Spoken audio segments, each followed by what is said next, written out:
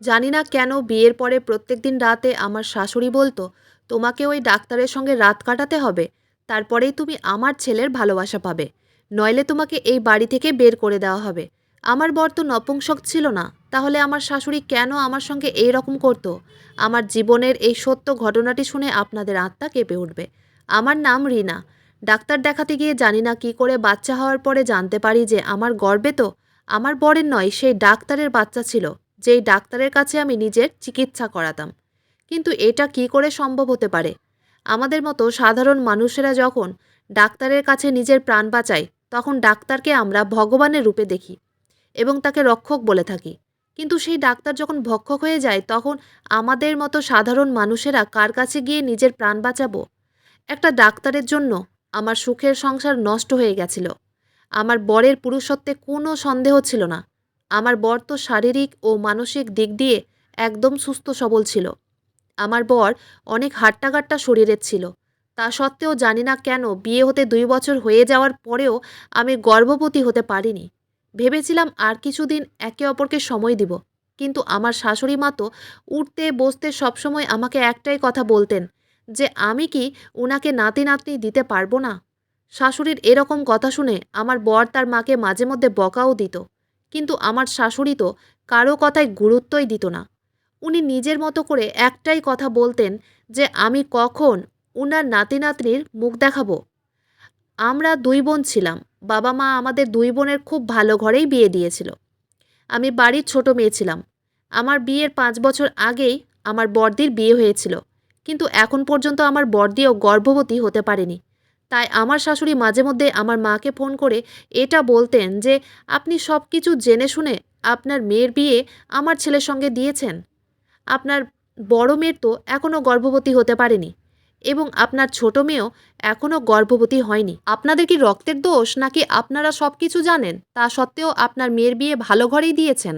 আপনার মেয়ে যদি আমার ছেলের বাচ্চার মা হতে না পারে, তাহলে কিন্তু আপনার মেয়েকে আমি এই বাড়ি থেকে বের করে দিব। শাশুড়ি যখন আমার মাকে ফোন করে এই ধরনের কথা বলতো, তখন আবার মা আমাকে ফোন করে বকা দিত এবং বলতো, তোর শাশুড়ি তোকে যা করতে বলছে সেটাই করবি। এমনিতেই তোর বড়দির এখনও বাচ্চা হয়নি, তার উপর তোরও যদি বাচ্চা না হয়, তাহলে তোর শাশুড়ি আমার ঘাড়ে তোকে ফেলে দিয়ে যাবে, এবং আমি আবার নতুন করে দুটো মেয়ের দায়িত্ব নিতে চাই না। তাই তোর শাশুড়ি এবং জামাইয়ের কথা মতোই তোকে শ্বশুরবাড়িতে চলতে হবে। মা তো আমার কোনো কথা শুনতে চায়নি। ওনার মনে তো এটাই ভয় ছিল যে আমি গর্ভবতী হতে না পারলে আমার শাশুড়ি হয়তো আবার আমাকে মায়ের ঘাড়ে চাপিয়ে দিয়ে আসবে।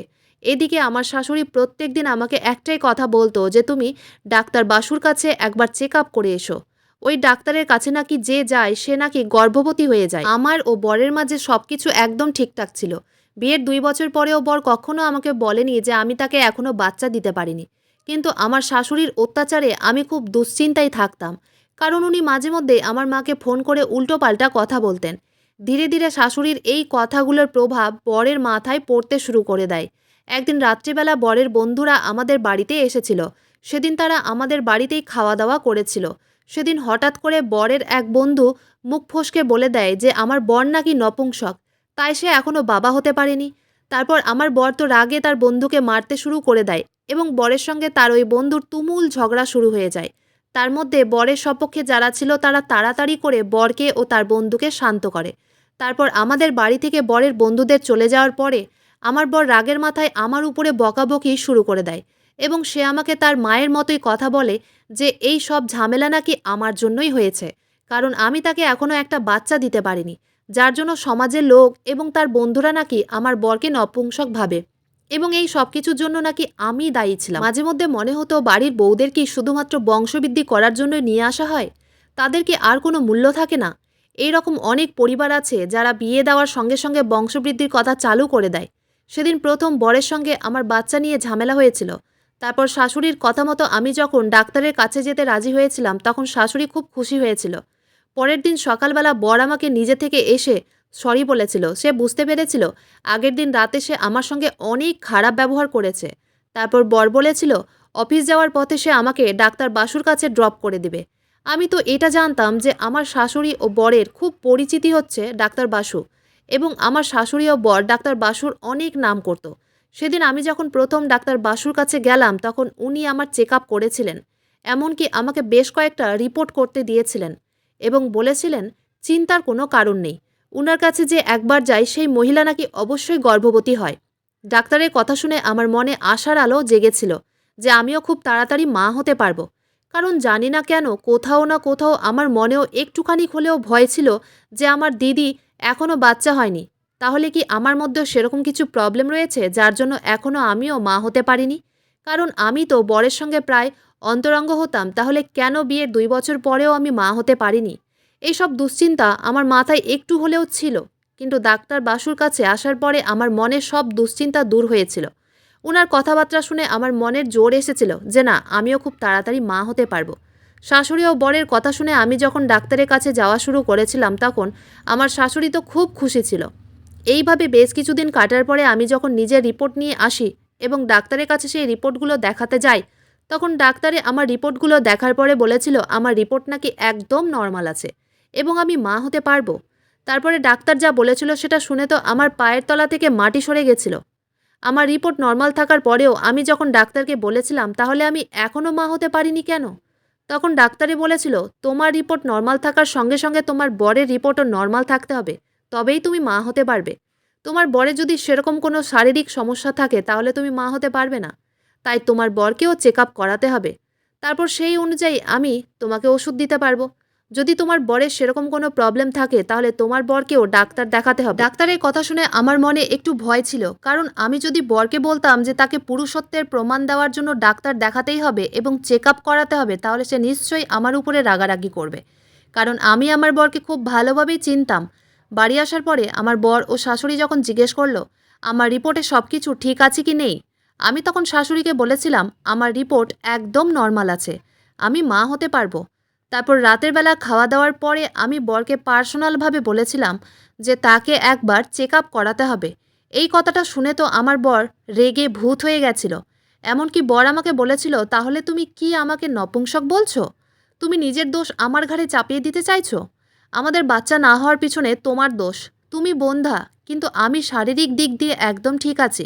আমি কোনো রকম রিপোর্ট করাবো না। সেদিন আমার বর আমার কথার অনেক খারাপ মানে বের করেছিল। আমি কখনোই বরকে নপুংসক ভাবিনি, শুধু ডাক্তারের কথা মতো ভেবেছিলাম বরকে একবার রিপোর্ট করলে আমাদের দুজনের মনের ভয়টা কেটে যাবে। কিন্তু সে তো আমার কথার তিলকে তাল করে ছেড়ে দিয়েছিল। যাই হোক, তারপর বরকে কোনো রকমভাবে বুঝিয়ে আমি ডাক্তার বাসুর কাছে নিয়ে গেছিলাম এবং ডাক্তার বাসু যখন আমার বরকে রিপোর্ট করতে বলেছিল তখন বরের ইচ্ছে না থাকা সত্ত্বেও সে আমার জন্য রিপোর্টটা করেছিল। টেস্ট করার ১ সপ্তাহ পরে যখন বরের রিপোর্টটা হাতে পায় তখন ডাক্তার আমার বরের রিপোর্টটা দেখার পরে যা বলেছিল সেটা শুনে তো আমার পায়ের তলা থেকে মাটি সরে গেছিল। কারণ ডাক্তারে বলেছিল আমার বর নাকি নপুংসক এবং আমি নাকি কোনো দিন তার বাচ্চার মা হতে পারবো না। রিপোর্টটা হাতে নিয়ে আমি যখন অনেক মন খারাপ করে বাড়ি এসেছিলাম তখন শাশুড়ি আমাকে জিজ্ঞেস করেছিল বরের রিপোর্টে কী এসেছে। আমি তো শাশুড়িকে সত্যি কথা বলতেই পারিনি, কারণ উনি তো এমনিতেই আমাকে পছন্দ করতেন না। তার উপর বরের ব্যাপারে ওই কথা শুনে হয়তো আমার উপরে রাগ করে বসবেন, এই ভয়ে আমি শাশুড়িকে কোনো কিছু বলিনি। কিন্তু বরকে পার্সোনালভাবে বলেছিলাম তার রিপোর্ট চলে এসেছে এবং ডাক্তারে তার রিপোর্ট দেখে বলেছে সে কোনোদিন বাবা হতে পারবে না। আমার মুখ থেকে ওই কথাটা শুনে বর আমার সঙ্গে তুমুল ঝগড়া করেছিল। সে বলেছিল তোমার যদি আমার সঙ্গে থাকতে ইচ্ছে না করে তাহলে তুমি এই বাড়ি ছেড়ে চলে যেতে পারো, কিন্তু আমার নামে এইসব মিথ্যে কথা একদম বলবে না। আমি কোনো মতেই নপুংসক হতে পারি না। তুমি আমাকে বদনাম করার জন্য এইসব করছো। আমার ও বরের সম্পর্কের মাঝে ফাটলের সৃষ্টি হয়েছিল। সেদিনের পর থেকে বর আমার সঙ্গে ঠিকঠাকভাবে কথাও বলতো না। এমনকি সে অফিস থেকে অনেক দেরি করে বাড়ি আসতো। শুধু তাই নয়, সে মদ্যপান করে অনেক বেশি নেশাগ্রস্ত হয়ে বাড়ি ফিরে আসতো। আসলে সে ডাক্তারের কথা বিশ্বাস করতেই পারছিল না যে সে কোনোদিন বাবা হতেই পারবে না এবং এই কথাটাই আমার বরকে ভেতরে ভেতরে শেষ করে দিচ্ছিল। বরকে ওই রকম অবস্থায় দেখে আমিও ভেঙে পড়েছিলাম। আমাদের দুজনের মাঝে বিবাদের সৃষ্টি হয়েছিল। তারপর না পেরে আমি যখন অনেক জোর করে আমার বরকে ডাক্তারের কাছে নিয়ে গেছিলাম সেদিন আমার মাথায় যেন বাজ ভেঙে পড়ে গেছিল। কারণ আমি যখন বরকে অনেক বোঝানোর পরে ডাক্তারের কাছে নিয়ে গেছিলাম এটা প্রমাণ করার জন্য যে আমি বরের ব্যাপারে কোনো মিথ্যে কথা বলিনি, ডাক্তার আমাকে বরের রিপোর্ট দেখে যা বলেছিল আমি সেটাই বরকে বলেছিলাম। সেদিন আমরা দুজন যখন ডাক্তারের কাছে গেছিলাম তখন ডাক্তারের কথা শুনে আমার মাথায় যেন বাজ ভেঙে পড়ে গেছিল। সেদিন আমরা দুজনেই যখন ডাক্তারের চেম্বারে গেছিলাম তখন ডাক্তারে বলেছিল আমার বরের রিপোর্ট নাকি একদম নর্মাল আছে। তাহলে এর আগের দিন ডাক্তারে কেন আমার বরের ব্যাপারে আমাকে মিথ্যে কথা বলেছিল যে আমার বর নপুংসক? সেদিনের পর থেকে বর আমাকে আরও বেশি ঘৃণা করতে শুরু করে দিয়েছিল। অথচ বর আমাকে আগে ভীষণ ভালোবাসতো। সেদিনের পর থেকে বর আমাকে মিথ্যেবাদী বলে দোষারোপ করত। আমি যখন ডাক্তারের কাছে গিয়ে পার্সোনালভাবে জিজ্ঞেস করেছিলাম যে আপনি প্রথমে বলেছিলেন আমার বর কোনোদিন বাবা হতে পারবে না, তাহলে আপনি আবার কেন মিথ্যে কথা বলেছেন যে আমার বরের রিপোর্ট একদম ঠিক আছে, তার রিপোর্ট একদম নর্মাল আছে? আপনি একজন ডাক্তার হয়ে কিভাবে আমাদের স্বামী স্ত্রী মাঝে বিবাদের সৃষ্টি করতে পারেন? এবং আমার বরের ব্যাপারে কোনটা সত্যি কোনটা মিথ্যে সেটা আপনি খুব ভালোভাবে জানেন। তাই আপনাকে সত্যি কথাটাই বলতে হবে। কেন ওই ডাক্তার আমার সঙ্গে এই রকম করেছিল আমি তো কিছুই বুঝতে পারিনি। ওই ডাক্তারের জন্য আমার ও বরের মধ্যে দ্বন্দ্বের সৃষ্টি হয়েছিল। আমরা দুজন তো একে অপরকে অনেক ভালোবাসতাম, কিন্তু ডাক্তারের একটা মিথ্যে কথার জন্য আমাদের দুজনের সম্পর্কে ফাটলের সৃষ্টি হয়েছিল। তারপরে ওই ডাক্তারে আমাকে যা বলেছিল সেটা শুনে তো আমার মাথায় যেন আকাশ ভেঙে পড়েছিল। তখন ডাক্তার বলল আমার বর ও ডাক্তার বাসু নাকি একে অপরের বন্ধু ছিল, এবং আমার বর যেহেতু প্রচণ্ড জেদি স্বভাবের তাই সে নাকি কখনোই বিশ্বাস করবে না যে আমার বর একজন নপুংসক। তাই আমার বরকে ডাক্তার বাসু মিথ্যে কথা বলেছে যে আমার বরের রিপোর্ট একদম নর্মাল আছে। তারপর ডাক্তার বলল তুমি যদি তোমার বরকে বলো যে সে একজন নপুংসক তাহলে তোমাদের স্বামী স্ত্রী মাঝে বিবাদের সৃষ্টি হবে। তাই এই কথাটা তুমি নিজের মধ্যেই রাখতে পারতে। কারণ আমি তোমার বরকে খুব ভালোভাবে চিনি ও জানি সে প্রচণ্ড জেদি স্বভাবের। আসলে আমারই ভুল হয়েছে, তোমাকে প্রথমেই বলে দিতে হতো যে এই কথাটা যাতে তুমি তোমার বরকে না বলো যে সে কোনো দিন বাবা হতে পারবে না। ডাক্তারের কথা শুনে তো আমি অনেক বেশি দুশ্চিন্তায় পড়ে গেছিলাম, কারণ এত বড় কথা বরের থেকে আমি কিভাবে লুকোতাম। সেদিনের পর থেকে বর আমার সঙ্গে ঠিকঠাকভাবে কথাও বলতো না। সেদিনের পর থেকে আমাদের সম্পর্ক আগের চাইতে আরও খারাপ হয়ে গেছিল, কারণ বর ভেবেছিল আমি হয়তো তাকে ছোট করার জন্য তার ব্যাপারে এইসব মিথ্যে কথা বলছি যে সে কোনোদিন বাবা হতে পারবে না। দিন দিন শাশুড়ির দেওয়া মানসিক অত্যাচার এবং বরের দেওয়া কষ্ট এই দুটোই আমার সহ্যের বাইরে ছিল। ওদিকে আমার মাও আমার কোনো কথা শুনতে রাজি ছিল না। মানসিক চাপ ও কষ্টের মধ্যে দিয়ে আমার দিনগুলো কাটছিল। তার মাঝে একদিন সকালে আমি নাস্তা করছিলাম। ওই সময় আমার শাশুড়ি হঠাৎ করে আমার মুখের সামনে থেকে খাবারের থালাটা কেড়ে নিয়ে বলল, তোমাকে বলেছিলাম না তুমি 2 দিন না খেয়ে থাকবে? তোমার জন্য আমি মন্দিরে পুজো দিয়ে এসেছি। 2 দিন তোমাকে উপোস করে থাকতেই হবে। তুমি কি চাও না যে এই বাড়িতে একটা বাচ্চা আসবে? তুমি কি নিজে মা হতে চাও না? তার জন্য কি তুমি 2 দিন না খেয়েও থাকতে পারবে না? আমি তখন বললাম, মা, আমি অনেক পাওয়ারফুল ওষুধ খাচ্ছি যার জন্য আমাকে সঠিক সময়ে খাবার খাওয়া খুবই জরুরি। নইলে তো ওষুধগুলো খালি পেটে ঠিকঠাকভাবে কাজ করবে না। আমার শাশুড়ি তো আমার কোনো কথায় গুরুত্ব না দিয়ে আমার মুখের সামনে থেকে খাবারের থালাটা কেড়ে নিয়ে চলে গেছিল। তারপর আমার বর যখন রুম থেকে বাইরে বেরিয়ে এলো, তখন আমি বরকে বললাম, তুমি একটু তোমার মাকে বুঝিয়ে বলো না, মা আমার খাওয়া দাওয়া বন্ধ করলে ওষুধগুলো আমার কাজে দেবে না। আমি অনেক কড়া ওষুধ খাচ্ছি। বর তখন বলল, আমি তো নপুংসক, আমি নাকি কোনোদিন বাবা হতে পারবো না। তাহলে তুমি এখন ওষুধ কিসের জন্য খাচ্ছ? তোমার ওষুধ খাওয়ার কি দরকার? তোমার ওষুধ খাওয়া তো কোনো কাজেই লাগবে না। আমার এই একটা অনুরোধের জন্য বর আমাকে খারাপ ভেবে বসেছিল। ওই সময় আমার মনে হয়েছিল যে ডাক্তার বাসুর কথা শুনে বরকে রিপোর্ট করতে বলে হয়তো আমি অনেক বড় ভুল করেছি। আমি তো আমাদের ভালোর জন্যই বরকে ডাক্তারের কাছে যেতে অনুরোধ করেছিলাম, কারণ আমি যদি শাশুড়িকে তার নাতি নাতনির মুখ না দেখাতাম তাহলে উনি আমাকে বাড়ি থেকে বের করার হুমকি দিয়েছিলেন। ভেবেছিলাম যেমন করে হোক আমি গর্ভবতী হব এবং আমার বরকে ও শাশুড়িকে একটা বাচ্চা দেব, তাহলে তারা আমাকে আর বাড়ি থেকে বের করতে পারবে না। তারা আমাকে এমনভাবে মানসিক চাপে ফেলেছিল যে ওই সময় আমি একটা বাচ্চা পাওয়ার জন্য সব কিছু করতে রাজি হয়ে গেছিলাম, এবং ভালোভাবে জানতাম যে আমি যদি কোনো কারণবশত মা হতে না পারি তাহলে আমার শাশুড়ি কিন্তু কোনো দিন বাচ্চা দত্তক নেবে না। উনি তো নিজের ছেলের সন্তান পাওয়ার জন্য দৃষ্টি লাগিয়ে বসেছিলেন। এদিকে দিন দিন বর আমার থেকে দূরে হয়ে যাচ্ছিল। এমনকি সে রাত্রেবেলা অনেক দেরি করে বাড়ি আসতো, খাওয়া দাওয়া ঠিকঠাকভাবে বাড়িতে করতো না। সেদিন রাত্রেবেলা 12টা পর্যন্ত আমি বরের জন্য অপেক্ষা করে বসেছিলাম, তাও সে বাড়ি ফেরেনি। তারপর রাত্রি 1টার সময় বর যখন বাড়ি ফিরে এলো, তখন দেখলাম বরকে একটা মেয়ে জড়িয়ে ধরে নিয়ে আসছে বাড়ির ভেতরে, এবং বর এত বেশি নেশা করেছিল যে সে নিজেকেই সামলানোর মতো অবস্থায় ছিল না। সে টলে টলে পড়ে যাচ্ছিল এবং কী যেন বিড়বিড় করে বলছিল। আমিও তখন তাড়াতাড়ি করে বরকে ঘরের ভিতরে ধরে নিয়ে এসে বসিয়েছিলাম এবং মেয়েটিকে জিজ্ঞেস করলাম, তুমি কে? মেয়েটি তখন বলল, ম্যাডাম, আমি স্যারের অফিসেই কাজ করি। আমি যখন স্যারকে রাস্তার উপরে এই অবস্থায় দেখলাম তখন আমি স্যারকে নিজে গাড়িতে বসিয়ে বাড়িতে নিয়ে এলাম। আমি তখন মেয়েটিকে বললাম, তোমার এত কষ্ট করার কি দরকার ছিল? আমাকে একটা ফোন করলেই তো আমি এসে তোমার স্যারকে নিয়ে যেতাম। মেয়েটি তখন বলল, কোনো ব্যাপার না ম্যাডাম, স্যার তো আমাদের নিজের লোক। তারপর মেয়েটি আমার বাড়ি থেকে চলে গেল। সেদিনের পর থেকে ওই মেয়েটি কোনো না কোনো বাহানায় মাঝে মধ্যেই আমাদের বাড়িতে আসতো। মেয়েটির নাম কেয়া। এদিকে ওই মেয়েটি যখন আমাদের বাড়িতে আসতো তখন আমার শাশুড়ি তার সঙ্গে এমন ব্যবহার করতো মনে হতো যেন ওই মেয়েটির সঙ্গে আমার বরের আবার দ্বিতীয় বিয়ে দিবে। আমার শাশুড়ি যেভাবে কেয়ার সঙ্গে কথা বলছিল ওই সময় আমার শাশুড়ির মতিগতি একদম ঠিক লাগেনি।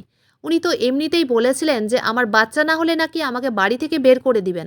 তখন আমি বুঝে গেছিলাম আমার শাশুড়ির মনে নিশ্চয়ই কিছু চলছে, যেটা হচ্ছে উনি নিশ্চয়ই আমাকে বাড়ি থেকে বের করার কোনো মতলব বের করছিলেন। কিন্তু আমি বরকে ভীষণ ভালোবাসতাম।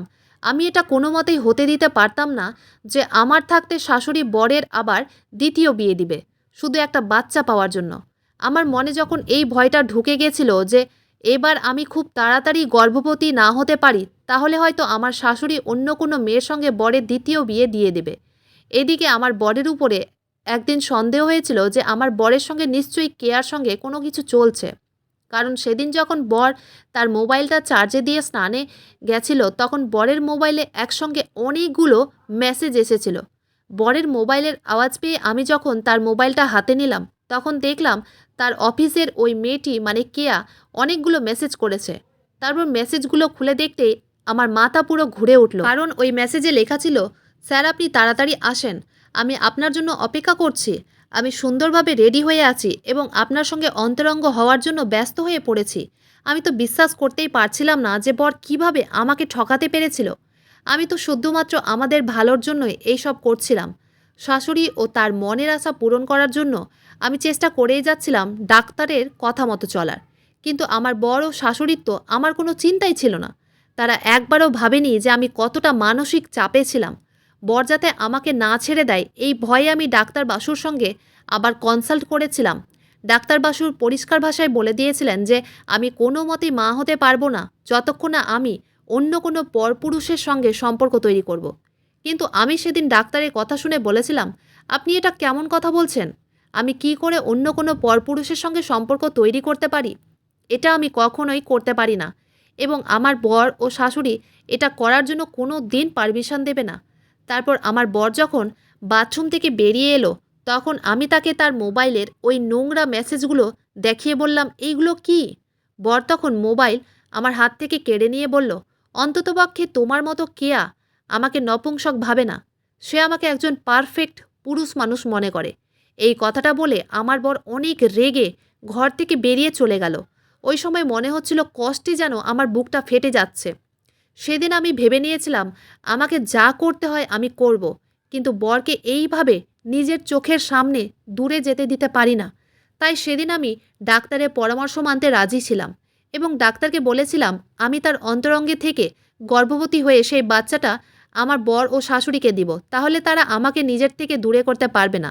আসলে আমি যখন ডাক্তারের পরামর্শ মানতে রাজি হয়নি তখন ডাক্তার বলেছিল উনি নাকি নিজে আমার সঙ্গে সম্পর্ক তৈরি করবেন, তাহলে আমি কিছুদিনের মধ্যে গর্ভবতী হয়ে যাব।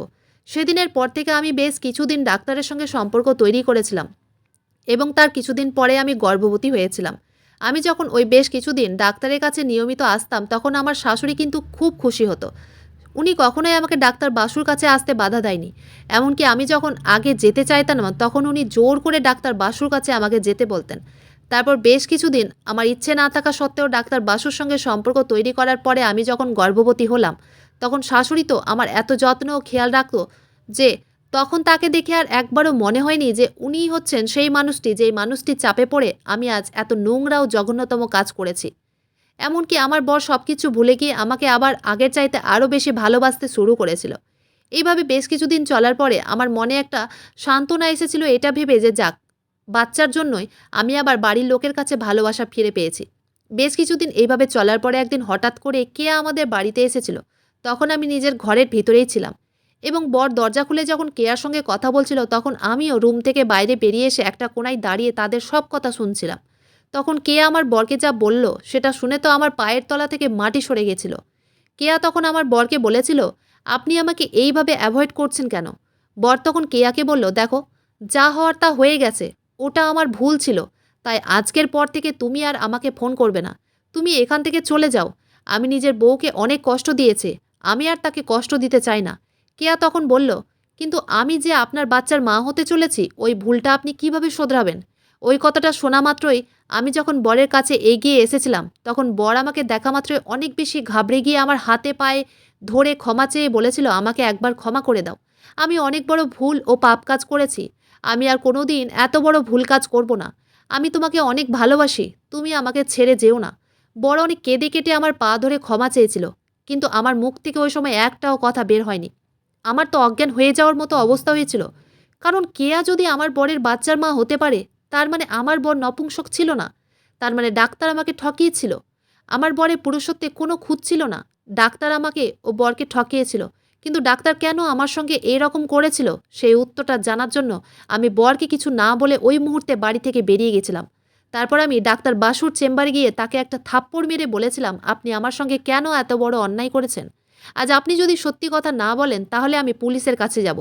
তখন ডাক্তারে যা বলেছিল সেটা শুনে তো আমার পায়ের তলা থেকে মাটি সরে গেছিল। ডাক্তার বাসু তখন বলল, দেখো, তোমাকে তোমার বর কোনোদিন খুশি রাখতে পারবে না। আমি তোমাকে অনেক সুখে রাখব। আমার বন্ধুর আগে আমি তোমাকে পছন্দ করেছিলাম। আমি তোমাকে আগে থেকেই ভালোবাসতাম। কিন্তু আমার বন্ধু সব কিছু জানার পরেও তোমাকে বিয়ে করেছে। সে ভালোভাবেই জানতো আমি তোমাকে পছন্দ করতাম। তারপরেও সে তোমাকে বিয়ে করেছে।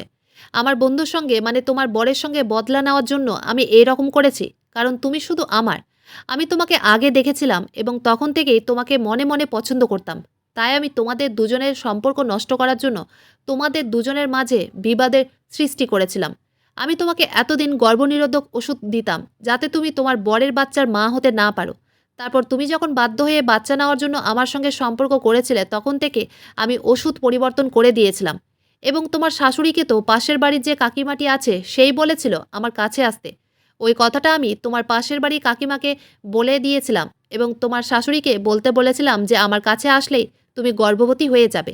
এবং তোমার শাশুড়ি আমার উপর বিশ্বাস করে তোমাকে আমার কাছে পাঠিয়েছিল।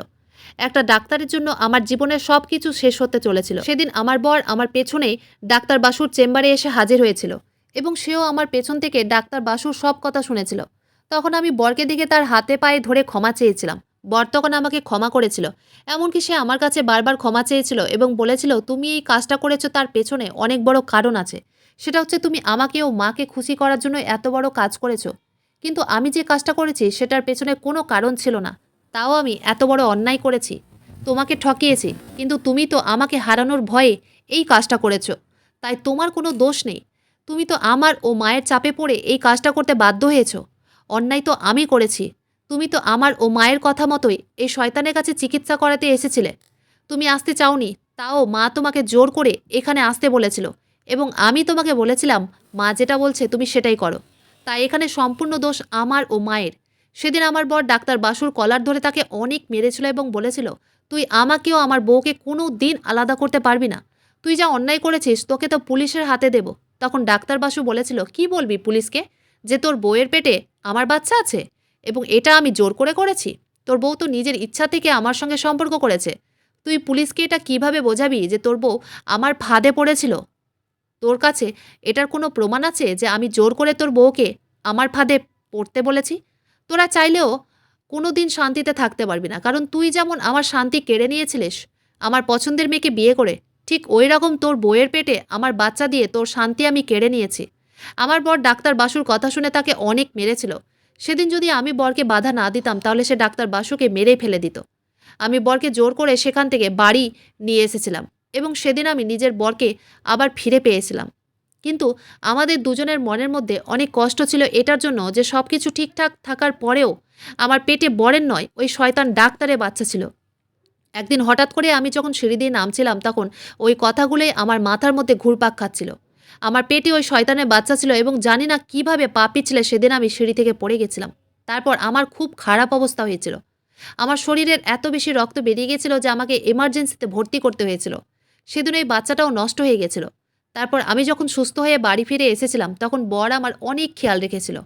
বাচ্চাটা নষ্ট হওয়ার কারণে আমার শাশুড়ি খুব কষ্ট পেয়েছিল। কারণ উনি তো কিছুই জানতেন না যে আমাদের মাঝে কি হয়েছে। আমাকে সুস্থ হতে অনেক দিন সময় লেগেছিল। ওই ঘটনাটা হওয়ার 6 মাস পরে আমি আবার প্রেগনেন্ট হয়েছিলাম এবং এই বাচ্চাটা আমার বরের ছিল এবং আমি 10 মাসে একটা পুত্র সন্তানের জন্ম দিয়েছিলাম। পুত্র সন্তান জন্ম দেওয়ার পরে আমার শাশুড়ি তো এত খুশি ছিলেন যে তার খুশির কোনো ঠিকানাই ছিল না। ওই সময় আমি ও বর আমার শাশুড়িকে সবকিছু সত্যি কথা বলেছিলাম যে আমাদের সঙ্গে কি হয়েছিল। তখন শাশুড়ি আমার হাত ধরে ক্ষমা চেয়েছিলেন এবং মন থেকে স্বীকার করেছিলেন যে উনি আমার সঙ্গে যা করেছিলেন সেগুলো অনেক বড় ভুল কাজ করেছিলেন। এখন আমি নিজের সংসারে ছেলে, স্বামী ও শাশুড়িকে নিয়ে অনেক খুশি আছি। তাই আমার মতো কোনো কিছু ভুল কাজ করার আগে ১০ বার ভাববেন। আমি যে ভুল কাজটা করেছিলাম নিজের পরিবারের চাপে পড়েই করেছিলাম। কিন্তু আমার বর অন্যায় করেছিল। আমার বর যখন জানতো তার বন্ধু আমাকে পছন্দ করত, তারপরেও সে ইচ্ছে করে আমাকে বিয়ে করেছিল। যেটার ব্যাপারে আমি কিন্তু কিছুই জানতাম না। আমি তো বিয়ের পরে আমার স্বামীকেই ভালোবাসতাম এবং সেখানে আমার কোনো দোষ না থাকা সত্ত্বেও ওই ডাক্তার আমার সঙ্গে অন্যায় করেছিল। বন্ধুরা, আজকের গল্পটি এখানেই শেষ করছি। গল্পতে কোনো ভুল ত্রুটি থাকলে ক্ষমা করে দিবেন। গল্পটি ভালো লাগলে অবশ্যই লাইক, শেয়ার, সাবস্ক্রাইব করতে ভুলবেন না।